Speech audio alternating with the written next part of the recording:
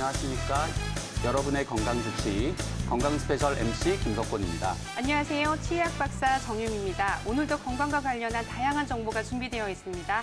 방송을 보시다가 나와 내 가족에 대해서 궁금한 사항이 있으시면 지금 바로 02-2000-4907로 전화 주시면 자세한 상담이 가능하니까요. 오늘도 여러분들의 많은 참여 부탁드립니다. 그럼 오늘 이야기 나눠볼 주제 화면으로 먼저 만나보시죠. 자연 치아의 역할을 대신할 수 있는 대표 치료로 임플란트에 대한 관심이 높아지고 있는 요즘. 그런데 정작 임플란트에 대해 잘 알지 못하는 경우가 많은데요. 임플란트 수술의 성공도 중요하지만 그보다 더 중요한 건 바로 수술 후 올바른 생활 관리라고 합니다. 만약 관리가 잘 되지 않을 경우 어떤 문제점이 발생할 수 있는지 잠시 후에 알아보고요. 자, 임플란트를 해야 하는 상황이지만 임플란트를 지지해줄 잇몸 뼈가 부족해서 수술이 어렵다면 이를 해결할 수 있는 방법은 무엇일까요? 임플란트를 위한 잇몸뼈 이식 방법부터 소재, 효과와 수명까지 지금 건강 스페셜에서 알아보시죠.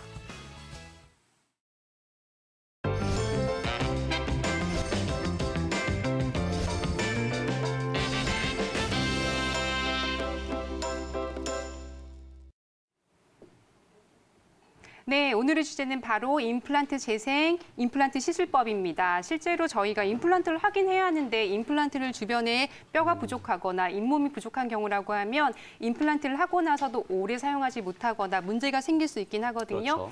오늘은 임플란트에 대해서 낱낱이 더 오래 건강하게 사용할 수 있는 방법을 알아보도록 하겠습니다. 도움 말씀 주실 양홍석, 양의찬 박사님 화면으로 먼저 만나보실까요?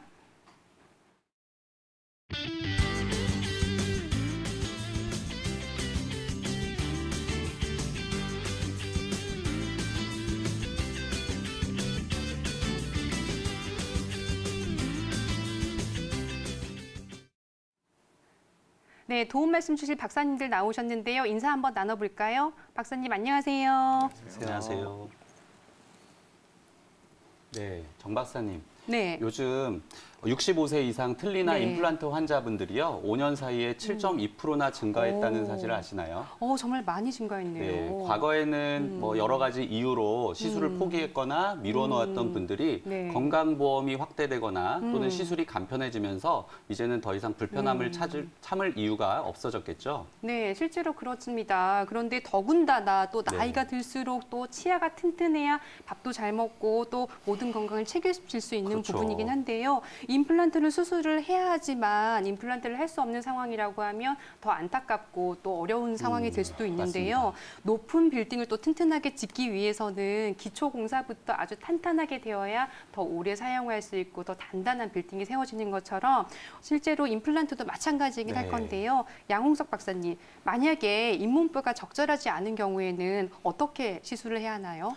네, 임플란트와 잇몸뼈의 그런 관계를 이해하기 위해서는 네. 먼저 네. 임플란트의 구조나 형태를 우리가 좀 이해할 필요가 있습니다. 예. 네. 자연 치아와 달리 이렇게 임플란트는 뿌리 부분에 해당되는 픽스처와 그다음에 상부, 보철 부분에 해당하는 크라운 부위가 따로 떨어져 있습니다. 그런데 문제는 자연 치아와 달리 임플란트는 뿌리 부분이 뼈에 잠겨야 되는 부분의 길이가 최소한 8mm 이상의 길이, 그리고 두께는 직경 3mm 이상의 원통형의 두께가 네. 필요하다는 것이 되겠죠. 그렇다면 뼈는 그보다 더 많이 필요한 상황이 되겠습니다. 박사님, 네. 그렇다면 잇몸뼈의 높이가 8mm보다 낮거나 또는 폭이 좁아서 3mm 이하의 경우는 임플란트를 심을 수 없다는 말씀이신가요? 아, 그렇지는 않습니다. 그렇지는 않군요.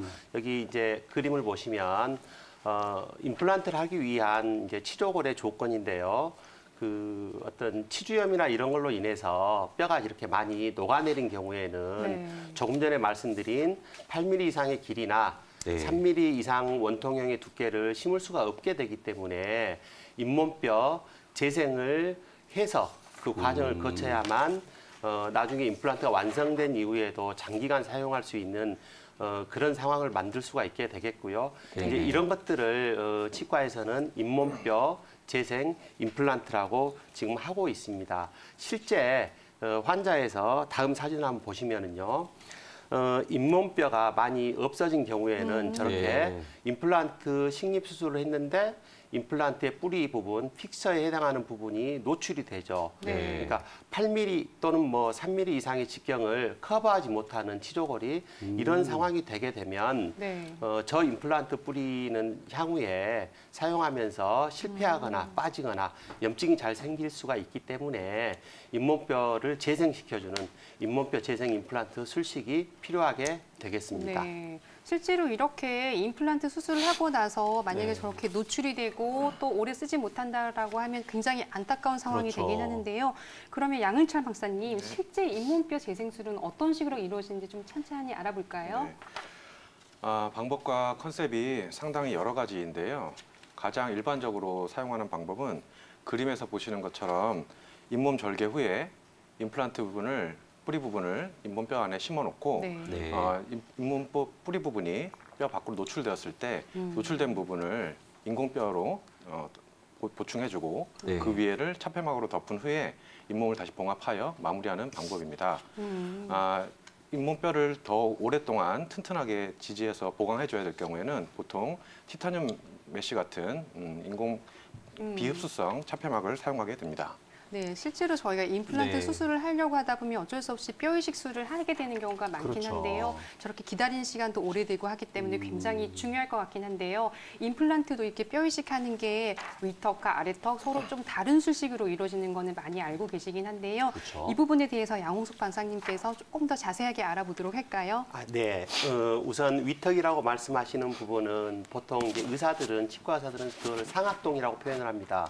네. 그래서 위치는 우리 광대뼈의 안쪽 부분, 그리고 광대뼈의 아래쪽 부분을 차지하고 있는 빈 공간인데요. 보통 환자분들, 일반인들은 이거를 이제 축농증이 생겼다라고 이야기를 하면 이 상악동 내에 염증이 생긴 경우를 축농증이라고 합니다. 네. 네. 그래서 이제 이런 공간이 있는데요. 문제는 위턱에 임플란트를 시술을 하려고 보니 위턱은 누구나 다 이 뼈가 많이 부족합니다. 부족한데 그 염증이나 이런 걸로 인해서 치조골이 상실된 경우에는 더더욱 부족하게 돼서 네. 이런 상악동에도 잇몸뼈 이식술을 병행해서 이렇게 진료 수술을 해야만이 그 임플란트가 잘 유지되고 오래 사용할 수 있고요. 실제 저기 보시는 사례를 보면 수술 전에 까만 부분, 위에 부분이 상악동이고요.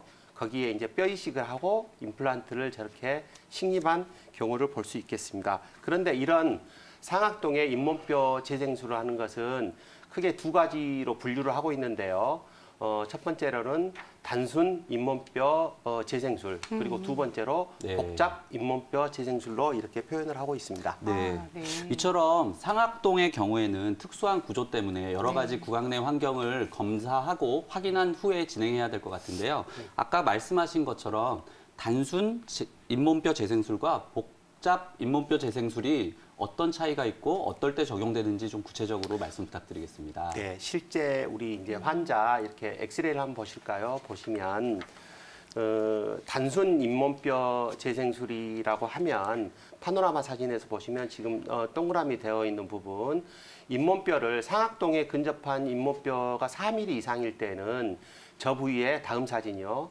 저 부위에 잇몸뼈 이식과 임플란트 이식을 동시에 한 번에 그래서 좀 단순하게 수술을 끝낼 수 있어서 단순 잇몸뼈 재생술이라고 하고요. 다음 사진요. 이 환자분은 저렇게 동시에 수술을 해서 단순 잇몸뼈 재생이 되어서 임플란트 보철을 잘 사용하고 있는 경우이고요. 네. 다음 환자분 보시겠습니다.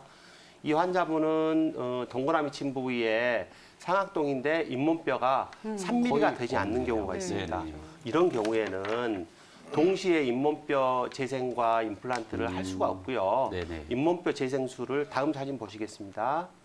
이렇게 먼저 잇몸뼈 재생술만 하고 네. 그리고 최소한 5개월 이상의 기간을 기다린 다음에 임플란트 이식술을 또 따로 시행을 해야 되는 이런 절차를 거치게 되겠습니다. 아, 네, 실제로 이렇게 저희가 또 상악동 거상술이라고 불리는 위턱의 뼈 이식을 하는 거는 또 어려운 그렇죠. 수술인 걸 많이 알고 있긴 있어요. 하지만 이제 또 아래턱도 또 저희가 또 쉽다라고 생각할 수만은 없을 것 같은데 양은철 원장님 네. 어때요? 이거 하악 같은 경우에는 조금 더 간단하게 술식이 되는 건가요? 아니면 더 또 어려운 부분이 있는 건가요? 네, 아래턱이라고 해서 더 간단하지는 않습니다. 위턱에는 상악동이라고 하는 해부학 구조가 있는 반면에 아래턱에는 하치조 신경관이라고 하는 굵은 신경이 지나가게 네. 됩니다. 이 신경을 건드릴 경우에는 아랫입술 쪽에 감각 이상이나 감각 마비가 오기 때문에 이 신경관을 손상시키지 않도록 저희가 충분한 높이의 잇몸뼈를 재생시켜야 합니다. 네. 네. 아무래도 위에는 상악동이라는 문제가 또 있고 그렇죠. 아래는 또 신경관이라는 그런 난관이 있네요. 양을창 박사님, 네, 그러면 아무래도 이게 잇몸뼈 이식이라는 것이 이물질을 네. 이식하는 거다 보니까 네, 네. 부작용이라든지 안전성에 대한 걱정이 네. 있을 수 있는데요. 네, 네. 잇몸뼈 재생을 위해 사용하는 재료는 어떤 것들이 있을까요? 네, 네. 아무래도 그런 걱정이 있으실 건데요. 인공뼈는 크게 저희가 네 종류로 보통 나눕니다. 그림에서 보시는 것처럼 환자 본인 뼈에서 채취한 자가골과 네. 사체에서 기증받아 채취한 동종골이 있으며 소나 말 등의 다른 종에서 채취하는 이종골과 합성 물질을 사용해서 새로 합성하여 만든 합성골도 있습니다. 그래서 김 원장님 말씀하신 것처럼 이물질이나 이런 것들에 대한 감염이나 이런 우려가 있기 때문에 요즘에는 이 중에 대부분 자가골이나 합성골을 주로 많이 사용하고 있습니다. 네. 실제로 이렇게 골 이식제가 많긴 하는데 저희가 네. 또 뼈가 없다고 하더라도 이런 이식제를 이용해서 또 단단하게 임플란트를 만들 할 수 수가 있으니까 있겠네요. 요즘에는 많이 편리해진 것 같아요. 네, 맞습니다. 근데 이제 환자분 중에서 지금까지는 또 치아가 있고 이런 경우에 임플란트를 심는 경우였다라고 그렇죠. 하면 최근에는 또 저희가 100세 시대잖아요. 그러다 보니까 연세가 많은 분들이 아무래도 임플란트를 치아 하나도 없는데 임플란트를 전부 다 해야 되는 경우가 있는데 이런 경우에는 또 비용 문제나 여러 가지 전신 질환 맞습니다. 때문에 또 한꺼번에 못하고 이런 경우가 있잖아요. 그래서 네. 또 선택하는 것 중에 하나가 틀니인데 또 틀니는 불편하단 말이에요. 그렇죠. 아무래도 예, 빠질 수도 있고요. 맞아요. 그래서 이제 저희가 선택하는 게 틀니와 함께 임플란트를 같이 시술하는 예. 이런 방법이 있는데요. 양홍석 원장님께서 좀 이 부분에 대해서 자세하게 설명해 주실까요? 네. 그 임플란트를 사용한 틀니 방법도 요즘 많이 시술되고 있습니다. 네. 그래서 그 임플란트를 하긴 해야 되겠는데 말씀하신 것처럼 너무 다량의 임플란트를 하기 어려운 상황이거나 뼈가 너무 많이 이제 부족할 때 그리고 고령이고 과거에 틀니에 적응을 많이 했는데 요즘은 틀니가 좀 이제 많이 헐거워졌다. 이런 경우에 보조적인 방법으로 시술되어지는 건데요. 위턱에는 통상적으로 4개 정도의 임플란트와 틀니를 조합을 해서 사용을 하고요. 아래턱 쪽에는 2개 정도의 임플란트와 틀니를 이렇게 조합을 해서 사용을 합니다.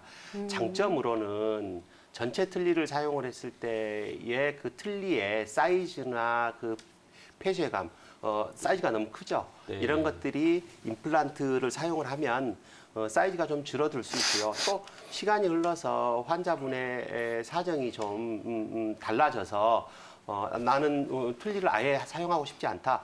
이랬을 때 틀니를 벗고 과거에 사용하고 있는 몇 개의 임플란트에 추가적인 임플란트를 식립을 해서 틀니를 하지 않을 수도 있는 중간 단계의 치료로도 받아들일 수 있어서 좋은 네. 방법으로 보고 있습니다. 그렇네요. 네, 정말 이렇게 광범위하게 결손이 있는 부위에 임플란트의 편리성과 틀니의 어떤 경제성을 합쳐서 아주 멋진 치료를 하신 것 같습니다. 네. 양을창 박사님, 네.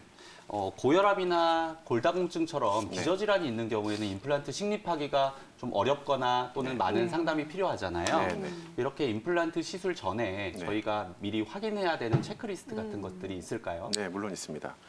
안전한 임플란트를 시술받으시기 위해서 임플란트 수술 전에 특별히 체크해야 될 부분들이 있습니다. 보통 고혈압, 당뇨, 뇌졸중, 심장질환, 그다음에 골다공증 등이 있는데요. 네. 그림 보시면 우선 고혈압은 165에 95 이상일 경우에 주의하셔야 되며 당화혈색소 수치가 8 이상일 당뇨 환자분들 네. 그리고 6개월 이내에 뇌졸중이나 심장질환에 대한 병력이 있으신 분들 그리고 항혈액 응고제를 사용하고 계신 분들은 임플란트 수술 5일에서 10일 전에는 항혈액 응고제를 끊어주셔야 합니다. 그리고 요즘 골다공증 예방 및 치료 차원에서 약을 장기 복용하고 계시는 분들이 많으신데요. 장기적으로 약을 복용하고 계시는 분들은 내과 선생님과 꼭 상의를 하셔야 합니다. 네, 지금 네. 저희는 건강 스페셜과 함께하고 있는데요. 방송을 보시다가 임플란트를 고려하고 있으시거나 치과에 대해서 궁금하신 사항이 있으신 분들은 지금 바로 02-2000-4907로 전화 주시면 자세한 상담이 가능하니까요. 여러분들의 많은 참여 부탁드리도록 하겠습니다.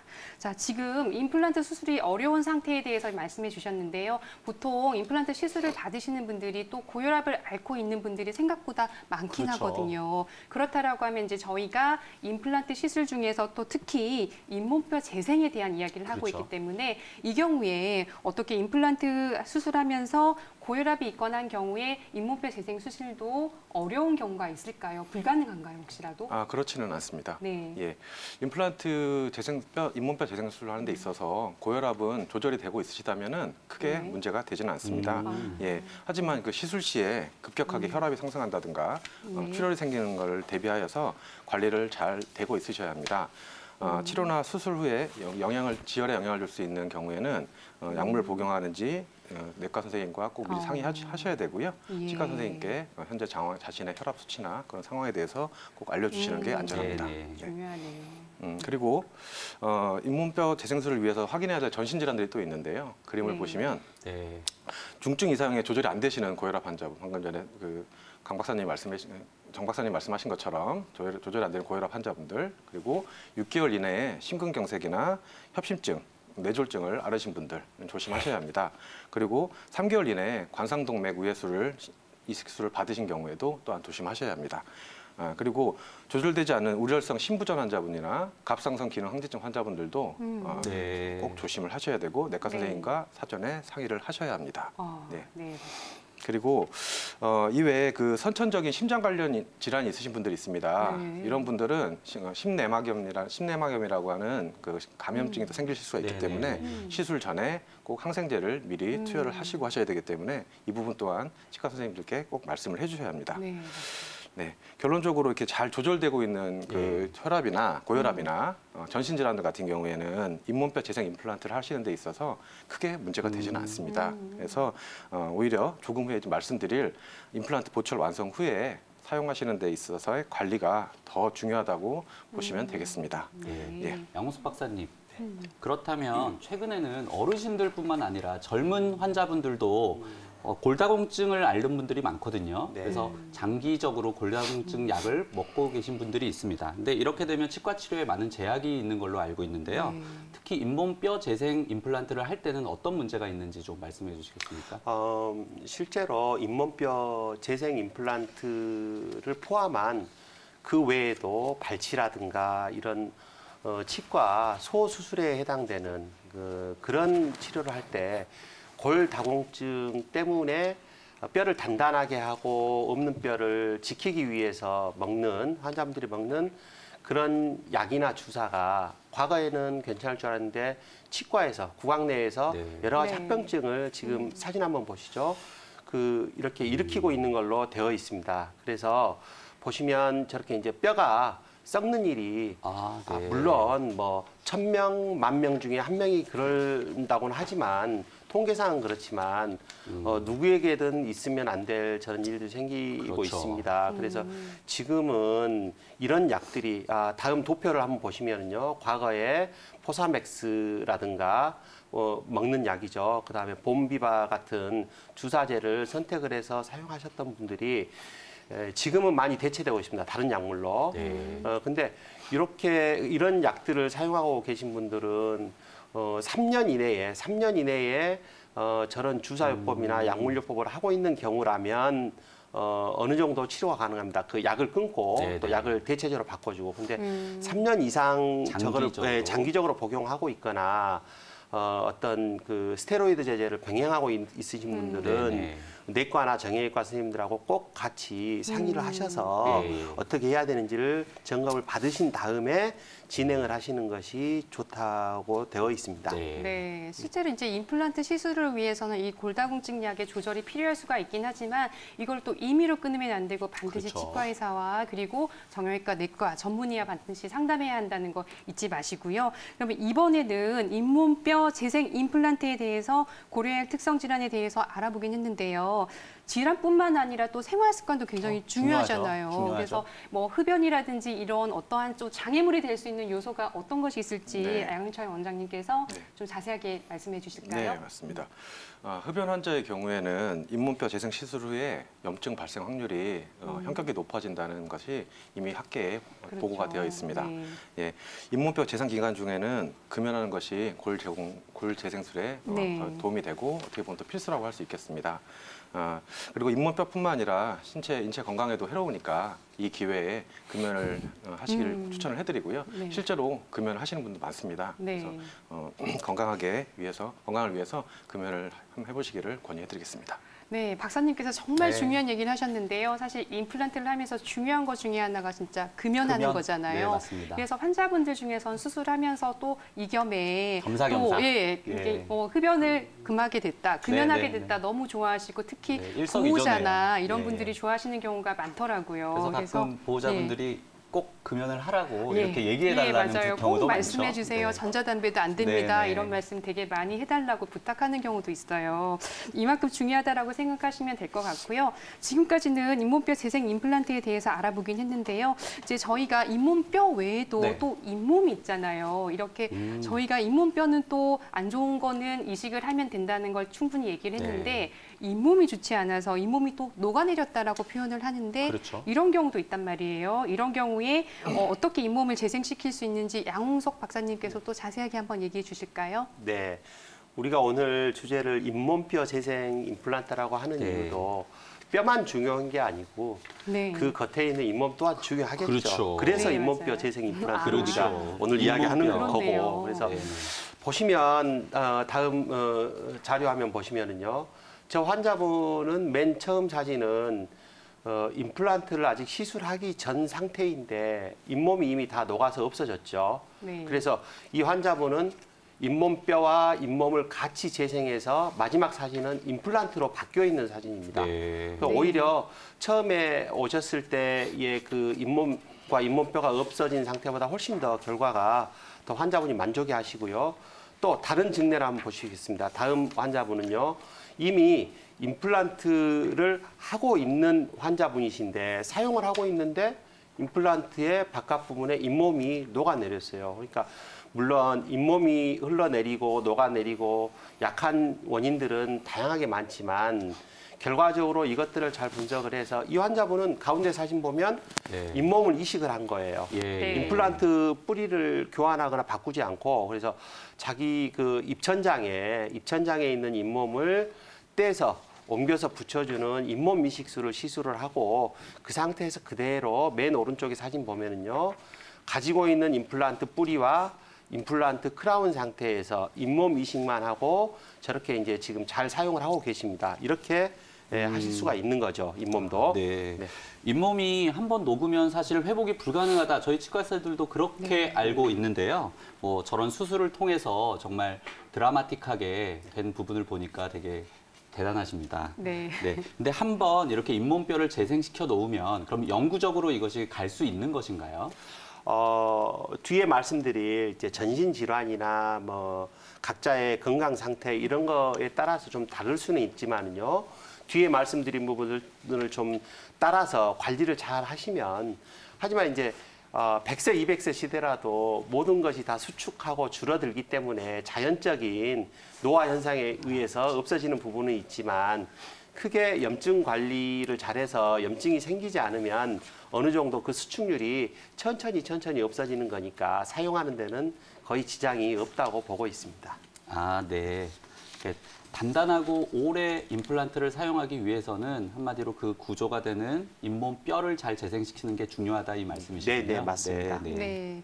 자, 지금 저희는 임플란트에 대한 이야기를 나누고 있는데요. 저희 광고 보고 다시 돌아오도록 하겠습니다. 채널 고정. 네, 건강 스페셜과 함께하고 있습니다. 이번엔 생활 속 치아 관리와 치과 관리에 대해서 얘기할 시간이죠. 김현정 원장님께서 전해주시는 치아 주치, 지금 바로 만나보시죠.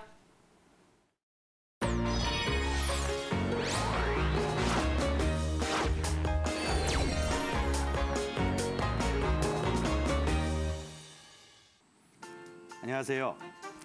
자신의 치아를 100세까지 건강하게 유지할 수 있는 방법을 연구하고 있는 치아 주치 김현종입니다. 잇몸이 붓지도 않고 충치도 없지만 차거나 단단한 음식을 먹으면 치아에 짜릿한 느낌이 오는 경우가 있습니다. 처음에는 가볍게 여겼지만 온도나 자극적인 음식에 치아가 더 민감하게 반응한다면 치아에 금이 간 상태, 즉 균열 증후군을 의심해 볼 수 있습니다. 최근 치아 균열이 더욱 증가하고 있는데요.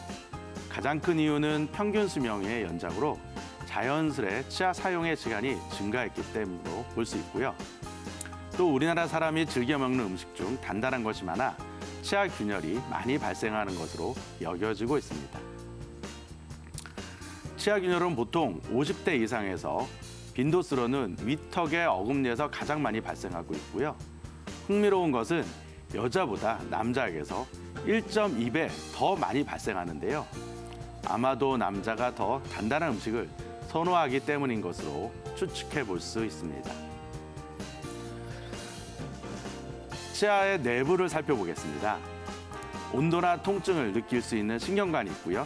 이를 상아질이 감싸고 있으며 가장 바깥쪽은 단단한 범낭질로 이루어져 있습니다. 치아가 생성될 때는 마치 조개가 껍질을 만들어 나갈 때처럼 세포들이 일정한 방향으로 범낭질을 쌓기 때문에 일정한 결이 생기는데요. 이에 따라 치아가 씹는 힘에는 강하지만 곁을 따라 좁은 면적에 갑자기 힘이 가해지면 치아에 수직으로 금이 갈 수 있고요. 때로는 수박이 갈라지면서 벌어지는 경우도 있습니다. 치아 균열은 진단과 치료 계획 설정이 어려운데요. 그 이유로는 첫째, 특별한 경우가 아니면 방사선 사진에 치아 균열이 잘 나타나지 않습니다. 둘째는 균열선을 발견해도 잇몸 아래 어디까지 진행됐는지 알 수 없어서 치료 계획을 세우기가 어렵기 때문입니다. 그럼 치아 균열은 어떻게 확인할 수 있을까요? 치아 사이에 균열이 가려지거나 또는 아주 미세한 선으로 생기기 때문에 치아 균열이 의심되는 곳에 염색제를 사용하거나 형광 불빛을 비추어 보면 균열을 알아낼 수 있습니다. 이렇게 치아 균열이 확진되었다면 다음은 치료 계획을 세워야겠죠. 균열의 깊이에 따라 치료가 달라지는데요.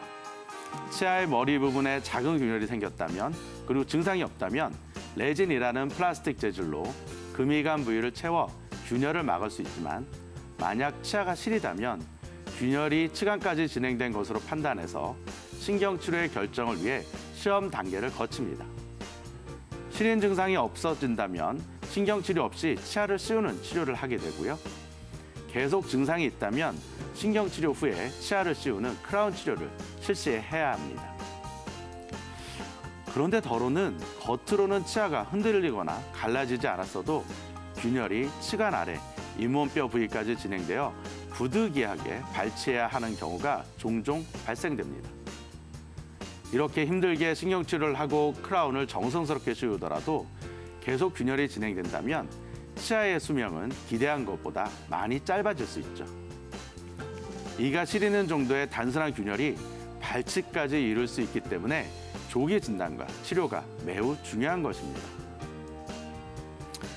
균열 치아는 여러 복합적인 원인들에 의해 나타나므로 완벽히 예방할 수는 없지만 생활 습관을 고쳐 금이 갈 가능성을 줄일 수는 있는데요. 치아에 강한 힘이 지속적으로 가해지지 않도록 평소 단단한 음식 섭취를 줄이고 이를 가는 습관이나 꽉 무는 습관들은 교정하시기 바랍니다.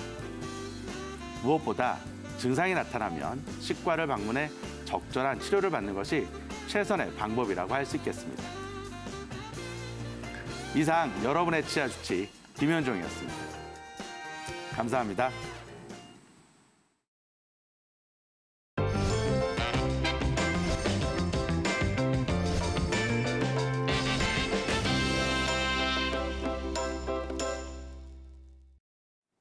네, 오늘 치아 주치 시간에서는 치아 균열증에 대한 이야기를 나눠봤는데요. 네. 치아 균열증 어떻게 진료하시면서 원장님 많이 보셨나요? 네, 환자들이 매우 불편해하는 사안 중에 하나죠. 네, 실제로 이렇게 조기 발견이 어렵기도 하고 어렵죠. 또 이게 또 심하게 되면 또 발치를 해야 되고 임플란트로 연결되고 네. 굉장히 문제가 생길 수 있기 때문에 만약에 실인 증세가 있다라고 하면 차근차근 치료 계획에 따라서 치과 전문의와 잘 상담받는 것이 중요하고요. 네, 치과에 조기 가서. 치료도 굉장히 중요한 부분이긴 하죠. 네, 맞습니다. 네, 그래서 이제 저희가 잘못하면 임플란트로 연결될 수 있다는 점 잊지 마시고 저희가 또 다시 또 임플란트 이야기로 연결해 볼까요? 네, 저희가 두 번째 이야기에서는 바로 임플란트의 유지와 관리에 대한 이야기를 나눠보려고 네. 하는데요. 실제로 임플란트를 아주 잘 시술을 하고 또 뛰어난 실력과 이런 기술로 좀 잘 했다라고 하더라도 사용하시는 분들이 좀 못 사용하거나 문제를 네. 일으킨다라고 하면 오래 유지가 되지 않고 할 수 있거든요. 이런 네. 경우가 이제 임플란트 수명을 짧아지게 할 수 있단 말이에요. 네, 사실 자연 치아와 다르게 임플란트만의 네. 주의사항이 따로 있을 것 맞습니다. 같은데요. 네. 그래서 오늘 임플란트의 관리에 대한 총정리 시간을 네. 한번 가져봤으면 좋겠습니다. 아무래도 임플란트를 얼마 동안 쓸 수 있을까 이게 사람들의 모두 관심사일 것 같은데요. 네. 양을창 박사님, 네. 임플란트 수술만 잘 되면 평생 쓸 수 있다 이렇게 보통 분들이 생각 많이 하시잖아요. 네, 네. 어떤가요? 그렇게 하시죠. 네. 네, 말씀하신 것처럼 많은 환자분들께서 그렇게 생각하고 계시는데요. 네. 좀 잘못 알고 계시는 부분입니다. 아. 네, 그 임플란트가 한번 시술하면 이제 영구적이라 생각을 보통 하시는데요. 타고난 내 치아도 이렇게 영구적이지가 않은데 네. 인공 삽입물인 임플란트가 영구적이기는 쉽지 않겠죠. 네. 그래서 오랜 기간 임플란트 시술을 해온 경험상 봤을 때 잘 시술해드린 임플란트도 물론 중요하지만 전신 건강이나 유지 관리나 이런 것들 때문에 임플란트가 수명이 좌우가 되는 경우가 상당히 많이 보였습니다. 양호선 원장님께서 박사님께서 말씀하신 것처럼 인공뼈 재생술을 병행하신 경우에는 특히 네. 당뇨나 치유질환들에 대해서 더 조심하셔야 합니다. 아무리 훌륭한 치과 의사가 시술을 해드린다고 하더라도 환자분들께서 유지 관리를 못하시거나 치과에서 관리를 열심히 해드리지 않으면 임플란트 수명은 짧아질 수밖에 없게 됩니다. 네. 상당히 높은 빈도로 임플란트가 망가지고 불편함이 네. 생기는 경우가 많습니다. 네. 네, 이렇게 또 어렵게 또 시술을 받고 또 노력해서 또 잘 관리를 하고 이렇게 하셔야 네. 되는데 큰 비용을 들이고 노력을 했지만 치료받으신 임플란트에 문제가 생기는 이유가 있을 것 같긴 한데요. 양홍성 원장님, 어떤 이유 때문에 이런 문제가 생기는 걸까요? 네, 조금 전에 치아 균열증을 잠깐 짚고 넘어갔었는데요.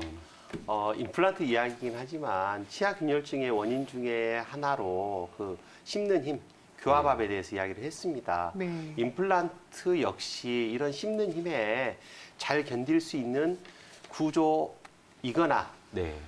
그러면 괜찮은데 서두에 말씀드린 것처럼 뿌리와 머리가 자연 치아는 뿌리와 머리가 한 몸체지만 임플란트는 따로 분리가 되어 있다 보니까 이런 것들을 조여주는 나사 형태이니까 이런 것들이 사용하다 보면 풀릴 수도 있고 죄송합니다. 그런데 보면 정기 검사를 통해서 임플란트의 부품의 원인으로 생기는 문제를 잘 체크를 해줘야 됩니다. 그래서 네. 환자분들 임플란트 시술이 끝났지만 네. 꼭 반드시 정기 정기 검사를 응해서 네. 뭐 바쁘다고 안 오시고 뭐 한다고 안 오시고 네. 무섭다고 안 오시고 이러지 마시고 맞습니다. 병원에서 연락 오면 꼭 한 번씩 방문을 해주시고요. 네. 이제 이런 게 문제가 될 수가 있고 또 입안에 사람들이 정상적으로 가지고 있는 세균의 숫자가 몇 종인지 700종 기억나시죠? 네. 학교 다닐 때 들었던. 시험 때 들었던 네네. 것 같은데요. 그래서 이렇게 많은 종류의 세균들이 있는데 관리가 안 되거나 자기 몸이 약해지면 나쁜 세균이 더 활성화되기 때문에 이런 것들을 잘 관리할 수 있어야 되겠습니다. 그렇지 않으면 이제 치주염 이런 것들이 발생을 하게 되는데요. 네, 네. 보시면 특히 네. 조금 전에 양을창 박사님 이야기했던 그 고혈압 네. 이런 사람들 그리고 이제 당뇨를 앓고 있는 분들은 특히 먹는 약이나 질환 자체가 치주염을 잘 발생시킬 수 있는 그런 질환들입니다. 그래서 네, 네. 이런 것들에 대한 관리 또한 병행해서 쭉 해주셔야 되는 거로 되어 있습니다. 네, 박사님께서 지금 치주염에 대한 이야기를 해주셨는데요. 네. 치주염이라는 게 바로 또 치아 주변에 있는 염증이라는 건데 이게 또 임플란트에서는 임플란트 주위염이라고 해서 또 첫 번째 어떤 문제를 일으키는 원인이 될 수 있는 거긴 하거든요. 그래서 임플란트 주위염에 대해서 양을창 박사님께서 좀 구체적으로 또 설명해 주실까요? 네, 그러겠습니다. 임플란트 주변에 자연치아에서처럼 잇몸 염증이 생기시는데요. 이게 이제 염증이 단계에 따라서 임플란트 주위염이라고 보통 말씀을 드립니다. 크게 초기에는 잇몸에서 피가 나고 네. 염증이 생겨서 약간 욱신거리는 느낌이 있으셨다가 이게 좀 더 진행이 되시면 잇몸에 들뜬 느낌도 드시고 잇몸에 피도 나시고 염증도 생기시고 고름도 나오시고 하는 골 파괴까지 일어나는 광범위한 잇몸 질환을 말씀드립니다. 네. 네.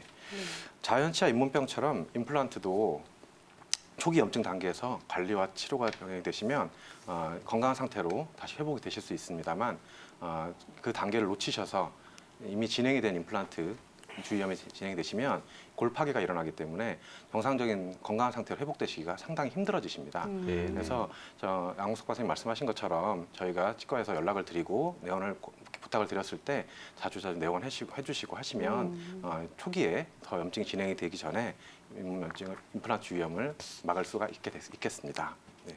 자, 그림 한번 보실까요? 다음 그림 보시겠습니다. 초기 임플란트 주위염 단계에서는 잇몸 자체에만 저렇게 염증이 있는 상태로 양치할 때 피가 난다든가 임플란트 크라운 주변에 약간 욱신거리는 통증이 있게 됩니다. 네. 하지만 초기 단계에서는 자각 증상이 없는 경우가 대부분이기 때문에 그렇죠. 이 단계에서 환자분들께서 나 괜찮은데 아무 증상이 없다 이렇게 생각하시면서 관가하고 지나가 버리시면 더 큰 다음 단계 잇몸병이 진행이 되게 됩니다. 더 진행된 임플란트 주위염 단계에서는 잇몸이 들뜬 느낌이 든다든가 찝찝한 맛이 느껴진다든가 구취가 심해졌다고 느끼시게 됩니다. 네. 이 경우에는 임플란트 주변에 골 파괴가 이미 진행된 경우가 많기 때문에 조속히 치과에 내원을 하셔야 합니다. 네. 자연치아와 달리 임플란트는 골 파괴가 상당히 진행이 돼도 환자분들께서 증상을 못 느끼시는 경우가 많고요. 네네. 그리고 임플란트가 흔들리지 않습니다. 자연치아는 골 파괴가 좀 많이 진행이 되면 치아가 흔들려서 환자분들께서 그렇죠. 이제 자각을 하시거든요. 그런데 임플란트는 뼈에 단단히 박혀 있기 때문에 골 파괴가 일어나더라도 치아가 흔들리는 경우가 없습니다. 네. 그래서 환자분들이 상당히 많이 망가져서 오시는 경우도 많기 때문에 약간 제가 위에 말씀드린 초기 증상이 나타나시면 바로 치과에 내원해 주시면 좋겠습니다. 네. 이게 소 잃고 외양간 고친다는 속담처럼 이미 증상이 나타났을 때는 상당히 진행된 경우가 많다 이런 말씀이시죠? 네. 실제로 임플란트 주위염이 발생한 환자의 사례를 보면서 좀 더 설명 주시겠습니까? 네, 그렇게 하겠습니다. 자, 엑스레이 사진 보시면 치주 질환으로 이가 흔들려서 발치를 하시고 2개의 임플란트를 하시는 환자분이십니다. 이분이 또 바쁘셔서 치과를 또 내원을 못 하시고 다른 부위에도 치주염이 있으신데 관리를 못 받으시다 보니까 임플란트 주변에 있던 염증이나 그 옆에 인접하여 있는 큰 어금니 쪽에서 염증이 번져서 임플란트 주변까지 골 파괴가 진행이 된 상태라고 보시면 됩니다. 네, 우측 아래 저 빨간색 동그라미 친 부분을 보시면 되겠는데요. 그렇네요. 네. 그 부분 같은 경우에는 이미 골 파괴가 상당히 진행이 되셔서 저분은 결국은 임플란트를 빼시고 다시 또 임플란트 시술을 받으시는 또 고생을 또 하셨습니다. 그래서 저런 일이 벌어지지 않으시도록 미리 오셨으면 좋겠습니다. 다음 사진 또 한번 보실까요? 네, 이분은 오른쪽 아래 3개의 임플란트를 시술을 받으셨는데요. 이분이 상당히 심하게 임플란트가 지금 망가져서 오셨는데요. 네. 사업자 바쁘셔서 거의 해외에 계속 계시다 보니까 4년 동안 내원을 한 번도 못 하셨어요, 이분이. 네, 그러셨는데 이제 이 치아가 이제 임플란트가 흔들리고 약간의 이제 동요도가 생겼는데 그래도 이제 오실 수가 없는 상황이다 보니까 그 상태로 계속 또 씹으셨어요. 왼쪽 편에 또 식사를 하시기가 좀 불편하셔서 계속 씹으시다 보니까 저렇게 흔하게 나타나는 경우가 아닌데 저 뿌리 부분까지 다 파절이 돼서 치아가 완전히 많이 흔들리는 상태로 그렇게 오셨습니다. 그래서 결국 저분도 임플란트를 빼시고 또 지금 수술을 하시려고 좀 준비하고 기다리고 계시는데요. 이런 케이스를 보면 참 안타깝습니다. 그렇죠. 네, 그렇네요. 실제로 김석권 원장님, 이런 식으로 임플란트가 문제가 생기기 전에 사실 매번 정기검진만 잘 온다고 하더라도 사실 엑스레이만 찍어보면 자세하게 알 수 있긴 하단 말이에요. 그런데 이제 저희가 임플란트를 하고 나서 이렇게 못 오거나 할 때라도 최소한 어떤 증세 때문에 이게 또 문제가 생겼는지 알 알 수만 있다라고 하면 네. 그래도 한 번은 더 치과에 오지 않을까라는 생각이 그렇죠. 들긴 합니다. 스스로 좀 예. 발견할 수 있으면 좋은데요. 그렇죠. 근데 임플란트가 아무래도 자각하기가 어렵다라고 하니까 임플란트 주의점 부분에 대한 거를 네. 알 수라고 있다라고 하면 이 어떤 부분을 알아두면은 네. 도움이 될까요? 네. 임플란트 주위염은 앞서 말씀드린 것처럼 잇몸에 염증이 생기는 경우가 보통 초기 증상입니다. 예. 그래서 양치하시면서 잇몸에 피가 비친다든가 아니면 치간 칫솔이나 뒤에 말씀을 드릴 건데요. 치간 칫솔이나 첨단 칫솔을 이용해서 임플란트 주변을 닦아주실 때 잇몸에서 피가 자꾸 나는데 한 2주 정도 지속적으로 피가 계속 난다든가 하면 그때는 치과에 방문을 해주시는 게 좋습니다. 예. 네. 또한 임플란트 크라운이라고 하는 머리 부분이 치아가 이렇게 흔들리는 경우들이 있습니다. 예, 그런 경우에도 임플란트 주위염 때문에 임플란트를 잡고 있는 뼈가 약해져서 머리 부분이 크라운 부분이 흔들리는 경우도 있기 때문에 그런 경우에도 조속히 치과에 내원하셔서 상황을 체크 받아보시는 게 좋습니다. 네, 박사님께서 얘기하신 것처럼 네. 치간 칫솔과 치실 이런 것들 이제 많이 사용하는 건 알고 계세요. 그런데 첨단 칫솔이라고 하는 거는 네, 생소하죠? 조금 생소할 것 같아요. 맞습니다. 이 어떻게 사용하는 방법이 있고 어떤 제품인지 어떤 시술법인지 네. 좀 알아보도록 할까요? 네, 알겠습니다. 첨단 칫솔은 지금 흔하게 들어보진 않으셨을 겁니다. 예, 그림 한번 네. 보시면은요. 예. 치아 머리 부분에 끝에 뾰족하게 새 부리처럼 네. 칫솔모가 나와 있습니다. 오, 그래서 그 뾰족한 칫솔모로 임플란트랑 치아 사이, 그다음에 잇몸 사이, 내 치아와 잇몸 사이를 안쪽을 네네. 사선으로 네. 칫솔을 넣어서 닦아주시는 칫솔이라고 생각하시면 됩니다. 아, 통상적으로 네. 저희가 사용하는 칫솔은 칫솔모가 치아 두 개 내지 세 개를 덮게 되어 있기 때문에 네. 예. 그 치아와 잇몸 사이 쪽에 공간에 효율적으로 정확하게 그 들어가지가 칫솔이 들어가지가 않습니다. 그렇죠, 그렇죠. 예, 그래서 첨단 칫솔을 임플란트뿐만 아니라 내 자연 치아에도 써주시면 관리하시는 데서 상당히 도움이 많이 되십니다. 네, 네. 네, 그래서 네. 첨단 칫솔로 임플란트와 잇몸 부위 쪽을 한 부위당 5초에서 10초 정도 아. 천천히 너무 빠르게 닦으시면 닦이지 예. 않고 지나가 버리니까요. 네, 예, 천천히 닦아주시고요. 뺨 쪽 부분도 닦아주시고 혀 안쪽 부분이나 입천장 쪽 부분도 같은 방법으로 천천히 닦아주시는 게 좋습니다. 네. 네. 임플란트 주위염을 예방할 수 있는 방법을 또 자가 관리할 수 있는 방법을 알아봤는데요. 양홍석 박사님, 네. 혹시 치과에 내원했을 때는 그런 어떤 예방 치료를 받을 수 있는 건가요? 치과에 이제 조금 전에 양을창 박사님 말씀하신 게 이제 주로 네. 환자들이 교육이 되어서 자신들이 해 나가야 되는 일이고요. 예, 치과에 예. 오시면 조금 이제 전문적인 그런 점검을 받으시게 되겠죠. 네네. 네. 제일 첫 번째로 예방할 수 있는 거는요. 환자분들이 댁에서 치과에서 교육해 드린 대로 교육 받은 대로 잘 하시는 게 가장 중요하고요. 두 번째로 정기 검사. 보통은 치과마다 좀 이제 시스템에 따라 다를 수는 있지만 1년 근처에 많이 정기 검사를 내원하시게 되는데요. 정기 검사 때 오시면 교육 시킨 대로 잘 하고 있는지를 저희들이 감시하는 거죠. 그렇죠. 감시. 일종의. 네. 네. 그래서 잘 안 되고 있으면 잘 다시 교육시켜 드리는 거고 혹시 그 1년 사이에 어떤 문제가 생겼는지 다시 점검을 또 하게 되는 거고요. 그리고 세 번째 방법이 예방하는 세 번째 방법이 불시에 이제 오시는 건데 이거는 본인들이 자각 증상, 뭐 불편한 점이 생겼다. 네, 네. 그러면 연락하고 오시는 거죠. 꼭 네. 어떤 분들은 1년 뒤에 오라고 해서 참았다가 1년 후에 와야 되는 그렇죠. 그건 아니시고 오해하지 마시고 아, 1년 네, 후에 네. 오시는 것은 정기검사이고 중간에 오시는 것은 불편할 때 아무 때나 네. 오시는 거고 네, 네. 이런 예방법들을 가지고 있고요. 실제로 예. 오셨을 때 시행하는 치료 방법은요. 임플란트 주위염이 좀 발생이 됐구나. 이렇게 의사가 판단이 되면 네. 물론 이제 엑스레이 검사나 이런 걸 통해서 확인을 하고요. 네, 네. 자연 치아의 잇몸과 똑같이 스케일링을 하고 그다음에 뭐 주사를 맞고 잇몸 소파술이라는 그런 이제 치주 치료도 또 하게 되고요. 네, 똑같군요. 똑같습니다. 네네. 자연 치아처럼 거의 네. 유사합니다. 그래서 예, 예. 항생제요법으로 먹는 약을 먹기도 하고 그 염증 부위에 항생제를 주입하기도 하고요. 이런 과정을 거치게 되겠습니다. 네. 만약에 임플란트를 이렇게 주위염이 발생했다고 하더라도 뭐 많이 걱정할 필요 없이 집에서는 또 양치질 잘하고 층간 칫솔, 첨단 칫솔 꼭 사용하시고 이 치과에서는 또 어떻게 관리하도록 교육하시나요? 치과에서는 이제 관리하는 요령이 보통은 우리 양을창 박사님 이야기하셨던 내용이 크게 벗어나지 않습니다. 어느 치과이든지 가면 유사한 형태로 환자분들께 잘 전달해 드릴 수 있는 시스템이 갖춰져 있으니까 그거는 각자 이제 담당하시는 원장 선생님들께 이렇게 상담하시면 좋을 것 같습니다. 그렇죠. 알겠습니다. 자, 임플란트도 사실 제품이다 보니까요. 뭐 자동차처럼 제품에 어떤 하자라든지 문제가 발생할 수 있을 것 같은데요.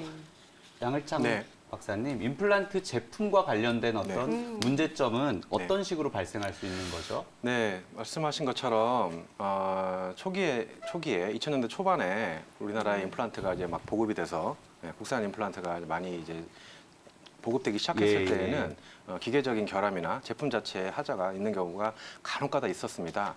하지만 요즘에는 국산 임플란트도 워낙 기술이 좋아지고 그 품질 관리도 잘 되고 있기 때문에 그런 그 기계적인 결함 자체, 그러니까 제품 자체의 결함은 흔히 나타나지는 않습니다. 그래서 그런 걱정을 하지 않으셔도 되고요.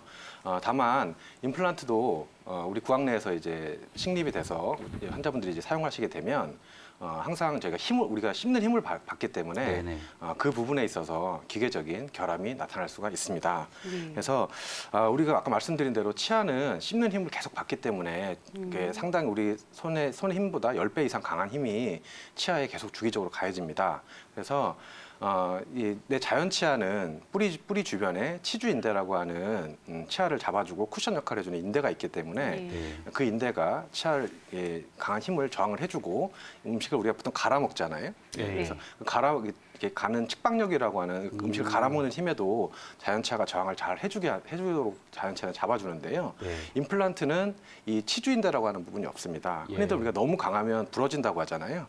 그래서 임플란트는 그런 치주인대가 없기 때문에 그 씹는 교합압이라고 하는 그 수직력에는 저항을 잘 하지만 측방력에는 저항을 잘 할 수가 없는 경우가 많습니다. 그래서 임플란트 부분이 과도하게 측방력에 노출이 되는 이갈이가 있으시다든가 과도하게 측방력에 노출이 된다든가 아니면 임플란트가 풀린 상태로 계속 기능을 하신다든가 그렇게 되시면 임플란트 부분이 파절이 된다든가.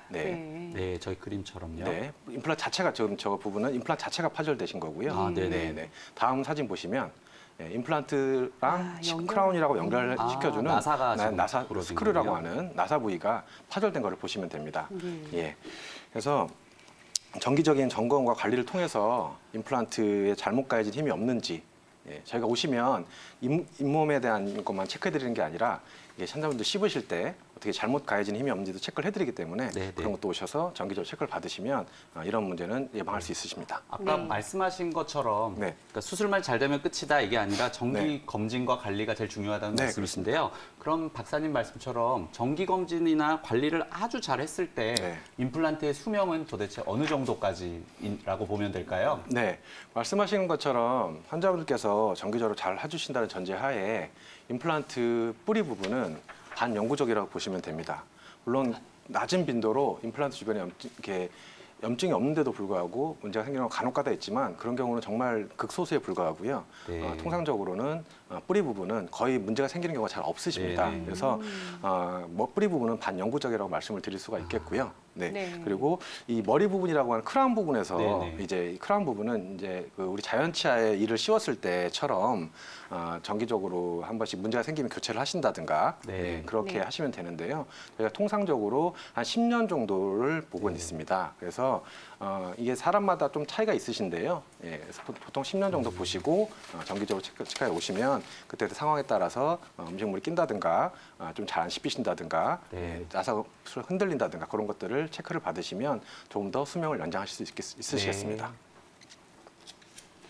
건강 스페셜에서는 오늘 임플란트와 잇몸뼈 재생 수술에 대한 이야기를 나눠봤습니다. 건강 스페셜 오늘 준비한 소식은 여기까지입니다. 저희는 다음 이 시간에 더 밝고 건강한 모습으로 만나 뵙도록 하겠습니다. 시청해주신 여러분 고맙습니다.